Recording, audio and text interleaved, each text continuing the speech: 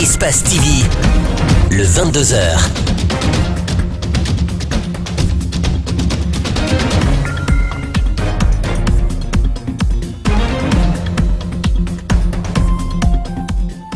Très heureux, mesdames et messieurs, de vous retrouver en ce début de semaine pour cette nouvelle édition d'information. Bienvenue à toutes et à tous.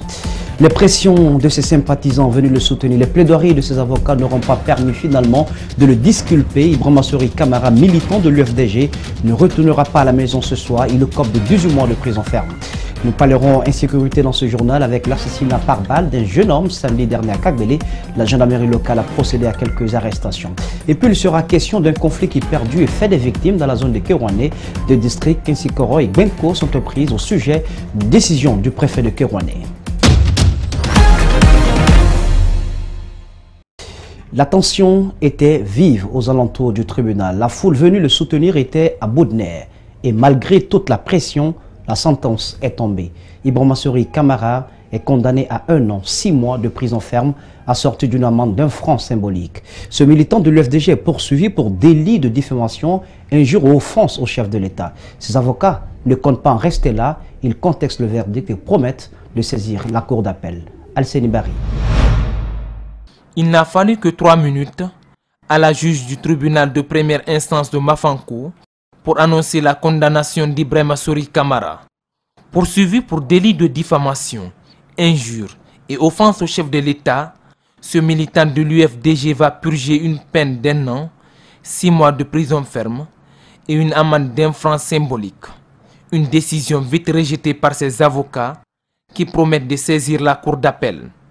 Nous acceptons la décision comme telle, mais nous l'attaquons immédiatement devant la juridiction supérieure qui est la cour d'appel, sa chambre correctionnelle.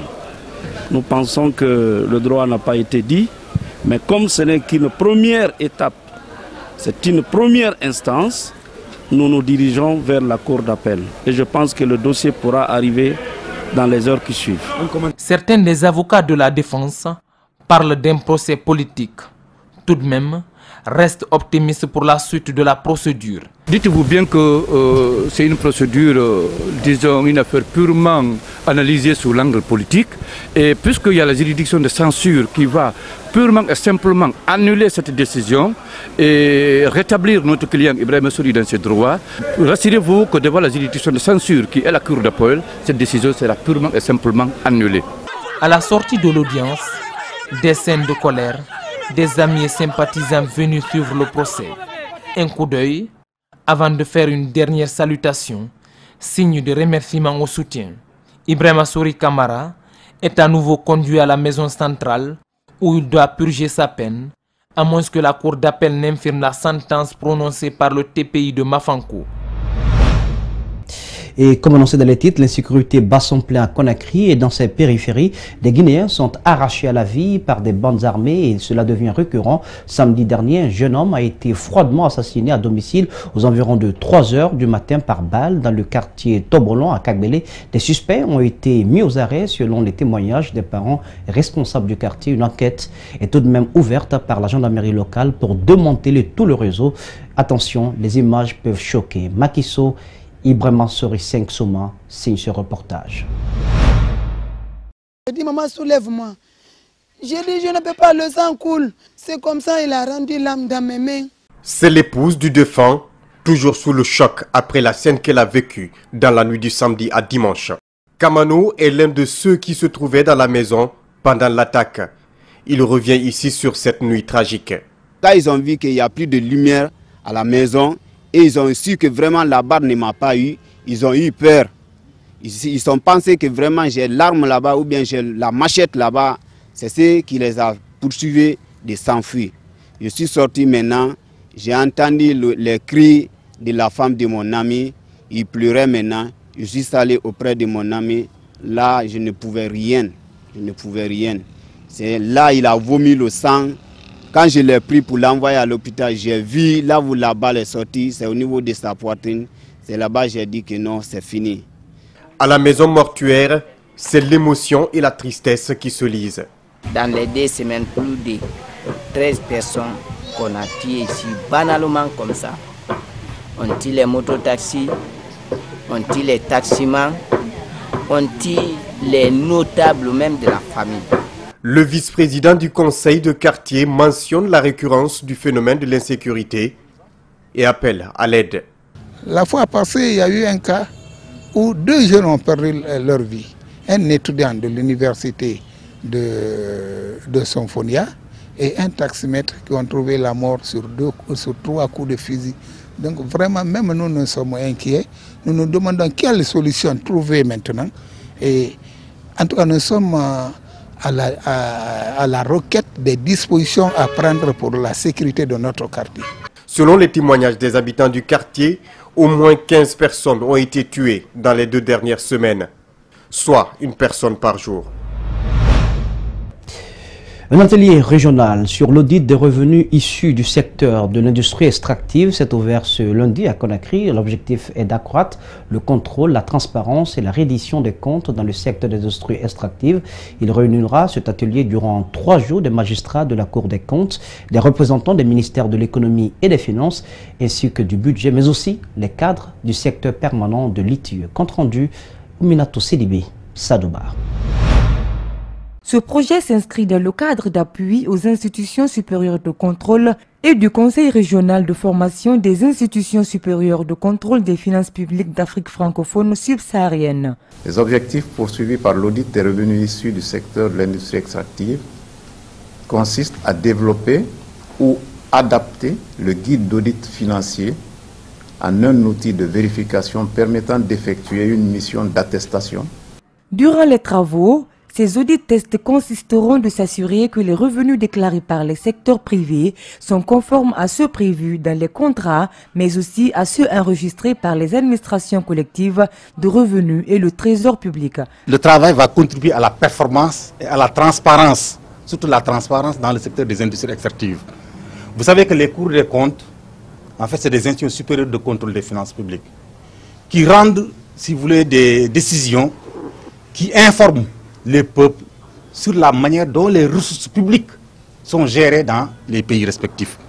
Ce projet est vital pour l'institution dans la mesure où elle permettra de renforcer les capacités des magistrats qui seront à leur tour appelés à organiser des contrôles de gestion des différentes entités étatiques.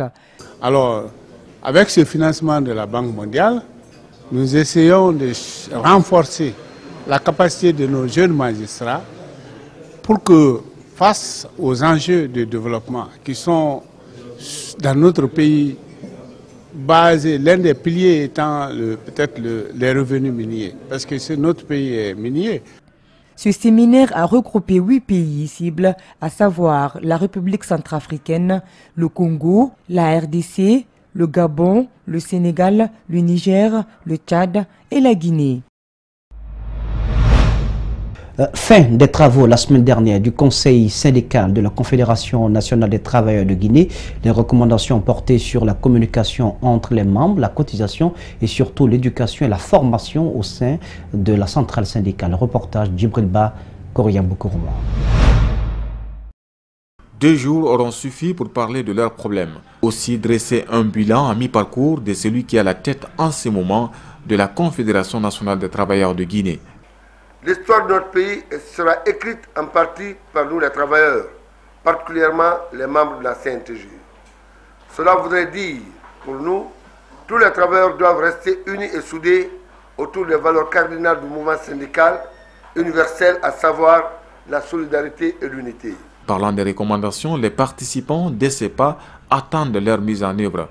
Il s'agit d'utiliser les réseaux sociaux pour que chacun soit au même niveau d'information des décisions à prendre. Vraiment, c'est un grand sentiment de satisfaction et surtout un grand sentiment de fierté que la CNCG puisse relever un des défis statutaires et respectant franchement les textes juridiques de cette institution.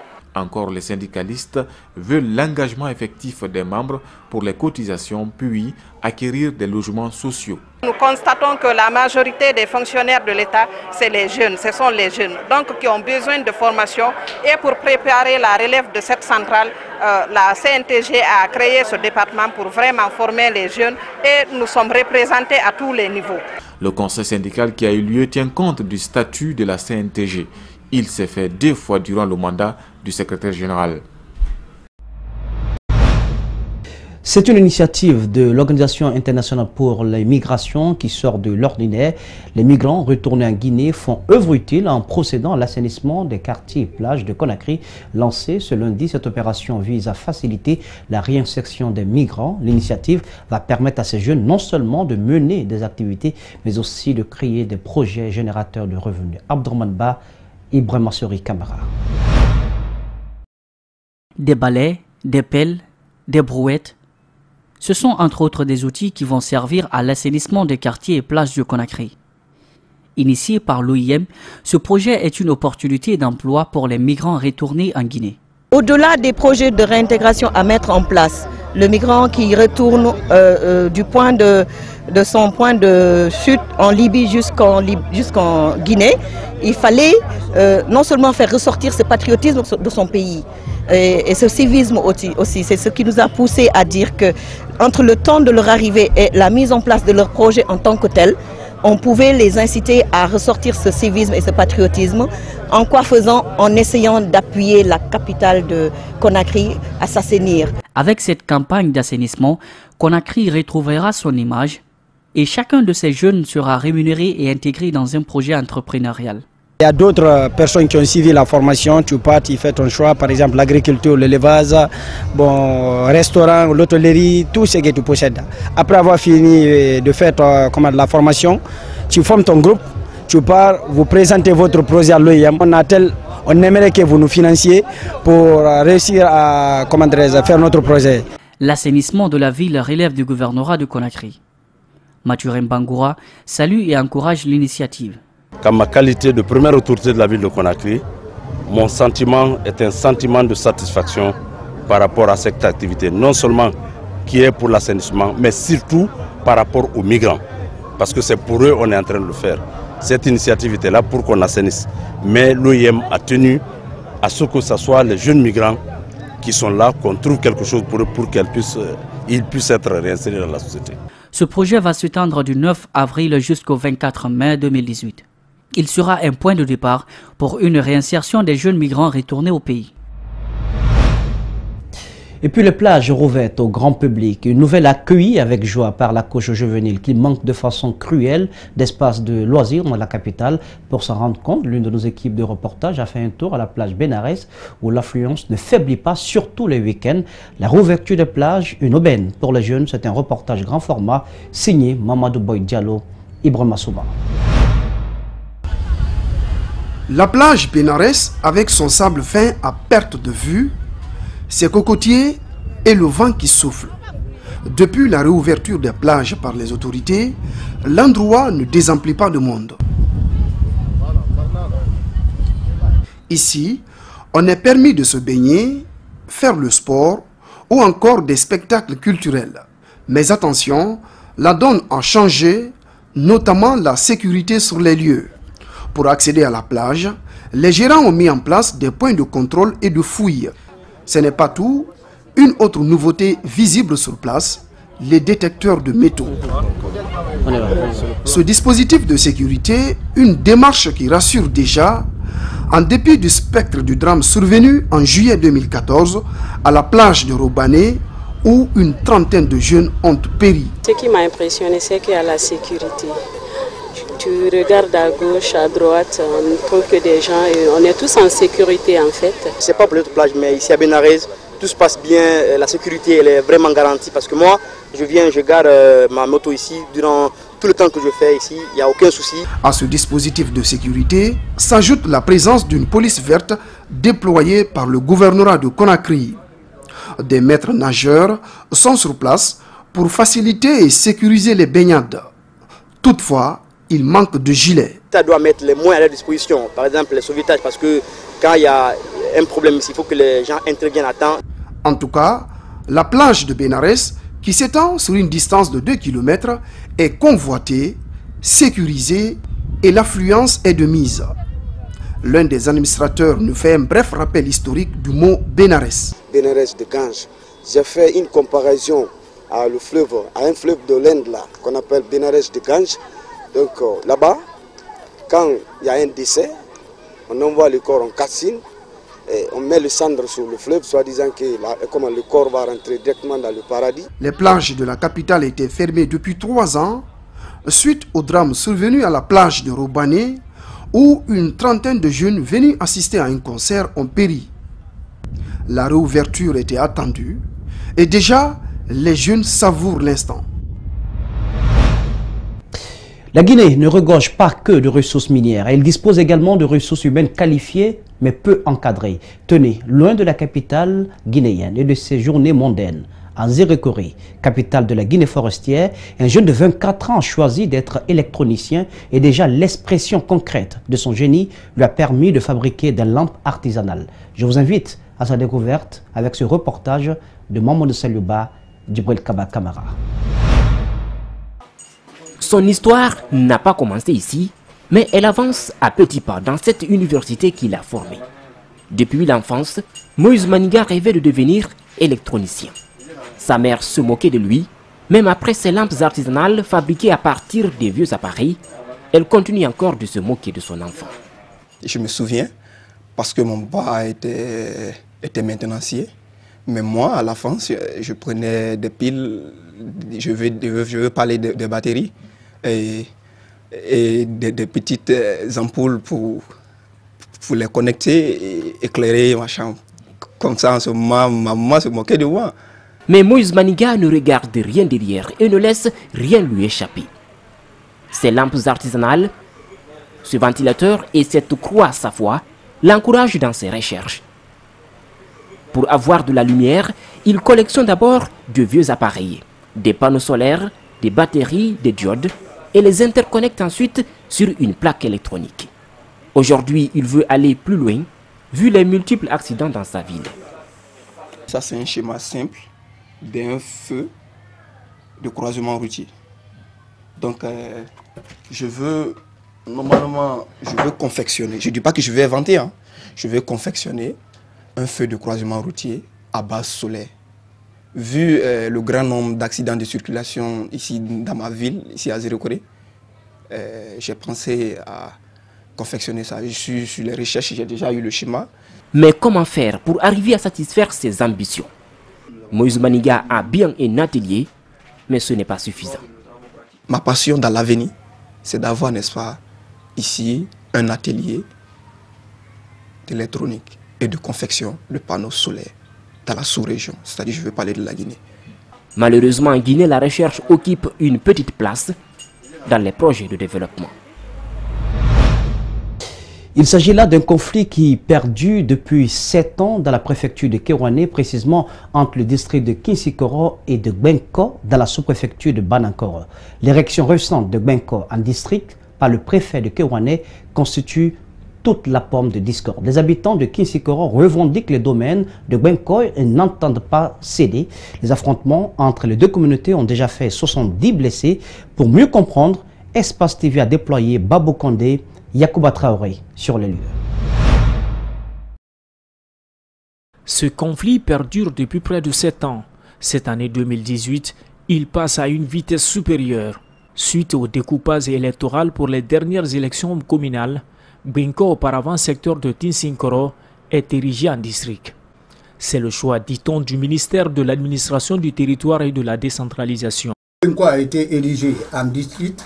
Les gens de Tinsinkoro n'étaient pas contents. Pourtant, c'est purement administratif. C'est venu de l'administration du territoire, ordonné par le ministre et le gouverneur et le préfet. Moi qui suis leur subordonné, c'est ce qui fut fait et que ça a été décentralisé. Il y a Gbenko maintenant qui est devenu district. Pour les sages des 3 tribus de Kouranko, Sendo, Kalamando et Sidi Bamba, Tinsinkoro est propriétaire terrien qui donne à l'aval à la société Aérodor d'installer la cité des travailleurs à cet endroit. C'est ainsi les habitants de l'ancien village Gbenko déplacés par la même société se sont aussi installés. Mon père a été le premier fondateur de Gbenko. Le premier fondateur de Gbenko. C'est mon père, Nankmassi Kamara, qui a servi son temps colonial. Alors il était représentant des chefs sectaires. Pour ces citoyens, Gbenko doit être restitué à son ancien district pour éviter que Tinsinkoro ne perde ses espaces de terre cultivables. Nos parents sont difficiles, nos parents sont maltraités. Donc ce que nous demandons aux professeurs, de nous restituer nos terrains cultivables. Gbenko compte aujourd'hui 7 secteurs, un collège, 5 écoles primaires, 11 mosquées, 3 églises et près de 8000 habitants. Le nouveau président du conseil de district trouve bien raisonnable que ce site d'une société minière soit érigé en une section de collectivité locale. La République de Guinée a eu 530 districts au niveau national. 24 au niveau de la préfecture de Kerouane. 4 au niveau de la sous-préfecture de Banankoro. Dans la sous-préfecture de Banankoro, on avait 4 districts. Ce jour-là, le sous-préfet nous a appelés, tous les 4, et vous êtes érigés en district. Vous allez vous préparer pour l'installation de vos bureaux respectifs. Ce dimanche 1er avril 2018, un affrontement sanglant a eu lieu entre les deux communautés à Gbenko. Des blessés ont été enregistrés et 2 habitants de Tinsinkoro sont en détention. Ce conflit est aussi une guerre d'intérêt à l'origine des ristournes minières payées chaque année par Guiter Mining à la communauté. Et pourtant, les confusions dans la zone ne sont pas en faveur de la société, elle affecte gravement ses activités. Oui, ça affecte bien sûr, parce que dès qu'on a des altercations, on a des mouvements, et bon, ça nous affecte. Mais heureusement, on a pu, quand on a eu vraiment les mouvements là, on a pu arranger ça. On a envoyé les militaires, les cancans, ils sont venus à l'aide de la gendarmerie. On a préparé une mission contrôlée par le sous-préfet de Banankoro. Maintenant, lors du problème là, ils ont pu maîtriser. C'est vrai, on a eu des blessés, on a envoyé des gens en prison, mais en tout cas, la situation a été bien maîtrisée. De Tinsinkoro à Banankoro, en passant par Gbenko jusqu'à Kerouane, personne ne joue le rôle de neutralité. Chacun prend parti, ce qui explique la tension dans la zone. De Kerouane, partons au Nigeria à la découverte de la société de téléphonie mobile Tecno. Elle vient de lancer sa dernière trouvaille, Camon X et Camon X Pro. La cérémonie de lancement a eu lieu à Lagos. Sur cette dernière série, la société Tecno a mis un accent particulier sur la haute qualité de l'appareil photo et les selfies. L'appareil permet aussi la reconnaissance faciale. Camon X Pro sont destinés uniquement au marché africain. Mamadou Kalisso, Mohamed Alucène Kamara nous revient de Lagos avec ce public reportage. Tecno, plus que jamais déterminé à conquérir le marché africain de la téléphonie mobile. La société vient de lancer ici, à Lagos, au Nigeria, sa dernière série, Camon X et Camon X Production. Sur cette dernière série, Tecno a mis un accent particulier sur les photos. Camon X et Camon X Pro sont munis de caméras perfectionnées, permettant de prendre des images limpides, même dans l'obscurité. Ce à un prix abordable. Pour cette série de Tecno, ce qu'il veut améliorer, c'est les photos. Pour Phantom, c'est les caméras. Pour les autres aussi, c'est s'il n'y a pas beaucoup de la lumière ou bien vous n'êtes pas dehors. Mais pour ceci, c'est les selfies qu'ils ont améliorés. Autre aspect spécifique de cette dernière cartouche est qu'elle permet l'identification faciale. Ces appareils sont destinés uniquement aux Africains. Ils répondent à tous les critères. La grande différence, c'est le Face ID, c'est-à-dire pour reconnaître l'identification de votre visage, c'est très facile. Donc, ce n'est pas comme les autres. Si vous prenez votre portable le matin et tout de suite, ça ouvre votre portable. C'est ça qui est très bien. Ce client vient d'acheter son nouveau téléphone. Satisfait, il décrit les caractéristiques de Camon X et Camon X Pro. Normally, I used to unlock my phone with Avant, j'utilisais mes doigts pour ouvrir mon portable, mais maintenant, avec cette portable, j'utilise seulement mon visage et ça ouvre immédiatement. Après, la deuxième, c'est que les photos, selfies, c'est très clair. C'est pas comme ce que j'utilisais avant. Les innovations l'aident à ne pas être très chaud quand vous utilisez le portable. Et puis, il y a des applications dans le portable que ça t'aide d'éteindre ces applications et puis tu peux utiliser le portable un peu plus longuement. 24 megapixels. It can even shoot in portrait. Very, very clear. Camon X et Camon X Pro ont une connexion fiable et gardent longtemps la charge. À travers cette série, Tecno compte toucher plus de 4 millions de clients en Afrique.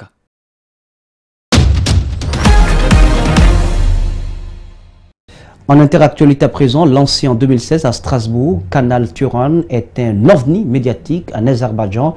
C'est en effet la seule chaîne d'information alternative diffusée dans ce pays du Caucase. Ses créateurs réalisent des programmes très critiques sur le régime autoritaire d'Ilham Aliyev, candidat à sa réélection lors des présidentielles du 11 avril. Devant son écran vert, Ganimat Saïd accomplit chaque semaine ce qu'il considère comme un acte de résistance. Cet opposant azéri réalise des émissions sur des sujets censurés en Azerbaïdjan.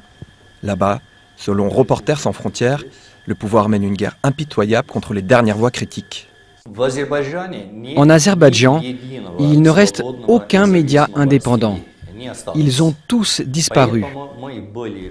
C'est pourquoi nous avons été poussés à créer cette chaîne accessible à tous par satellite et sur Internet. C'est à Strasbourg que Ganimat a créé Canal Turan, une ville accueillant de nombreuses institutions européennes. La chaîne est d'ailleurs émise par un satellite européen. Cela permet d'atteindre les téléviseurs en Azerbaïdjan en contournant le blocage du pouvoir. C'est ce qu'il s'est passé il y a 3 ans quand l'équipe de Ganimat a traduit et diffusé une émission d'Élise Lucet. Cette dernière qualifiait l'Azerbaïdjan de l'une des dictatures les plus féroces au monde. Résultat, la journaliste a été attaquée en justice par le régime du président Aliyev. Cette émission a eu beaucoup de succès sur notre chaîne YouTube. On a atteint près de 400 000 vues. Pour un pays de la taille de l'Azerbaïdjan, ce n'est pas mal du tout. La répression vise en particulier les journalistes de Canal Turan. Pour continuer à travailler, Ganimat mise sur le journalisme citoyen. Sur son téléphone, il reçoit beaucoup de témoignages et en diffuse certains. La maison de cet homme a par exemple été victime d'un tremblement de terre. Le pouvoir n'y porte aucun intérêt, alors qu'il est dans l'obligation de réparer ce domicile. Mais Ganimat n'est pas seul dans sa lutte. Emin Ahmedbekov est l'un des journalistes les plus actifs de Canal Turan. Cet ancien policier a fui l'Azerbaïdjan avec sa famille et s'est installé dans l'est de la France. Il possède depuis peu son propre studio, installé dans sa cave. Un progrès considérable après avoir travaillé près de 4 ans en Bulgarie. Là-bas, sa femme et lui enregistraient leurs émissions avec un simple téléphone.